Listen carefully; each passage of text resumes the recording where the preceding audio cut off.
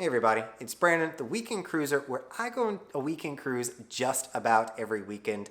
And today, I wanted to talk to you about how I afford this. Going on a cruise every weekend, I get a lot of comments on that can't be cheap. And so I wanted to talk to you a little bit about my personal strategies as well as what I've done in my own personal life to really make that dream come true for myself.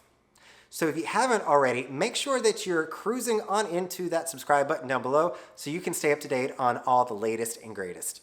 So from a personal perspective, I have really honed in my entire lifestyle, my entire budget to enable me to go on more cruises. The first and the largest piece to this is I uprooted myself from where I'd been in Boston for 11 years to move to South Florida.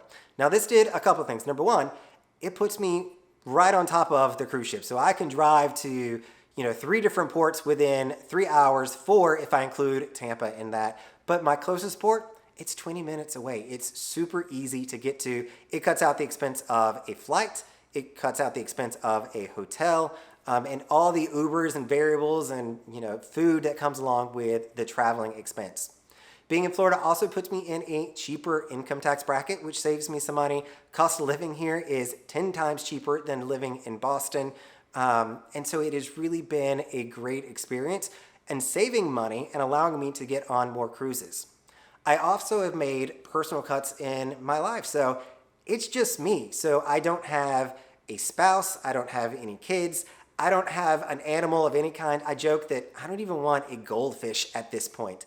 To take care of. And I have a roommate for where I live here in Florida who's also helping me keep those expenses much cheaper. So I have rearranged and changed my entire life to not really have any land-based expenses so that all of my expenses can help me afford to go on more cruises.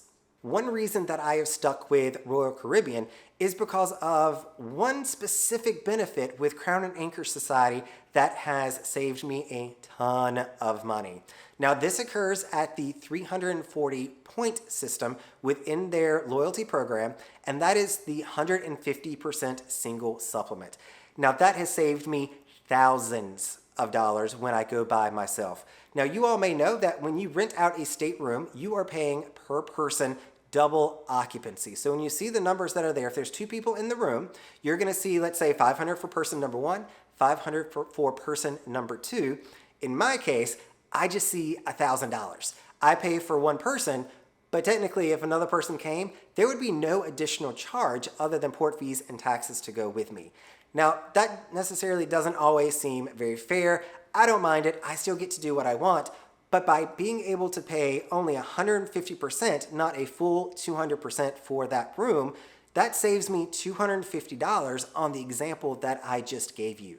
So that is a huge savings to me, and one reason why I have stuck with Royal Caribbean is because going as a single or solo cruiser, the cost is much cheaper. Now, there are studio cabins out there that still sell for just 100%. You don't have to pay the double occupancy or the single supplement to do those. However, as I mentioned before, this room category itself is also on a supply and demand kind of pricing chart. So if 2 people have already booked into a studio cabin, the prices are going to go up. So if it sees that, there's only one studio cabin left, it's going to be actually more expensive than what you could get a traditional interior or ocean view balcony for. So if you're booking those, make sure that you're checking the overall prices of everything and not just assuming the studio is going to be the cheapest.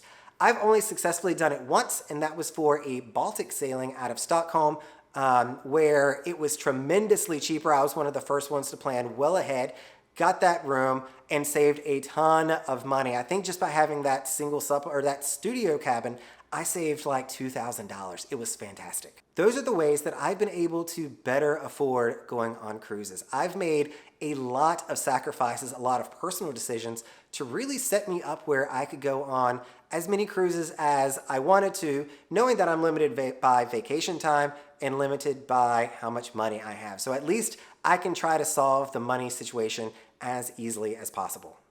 All right, everybody, this is Brandon, the Weekend Cruiser, hoping to see you on a weekend cruise soon.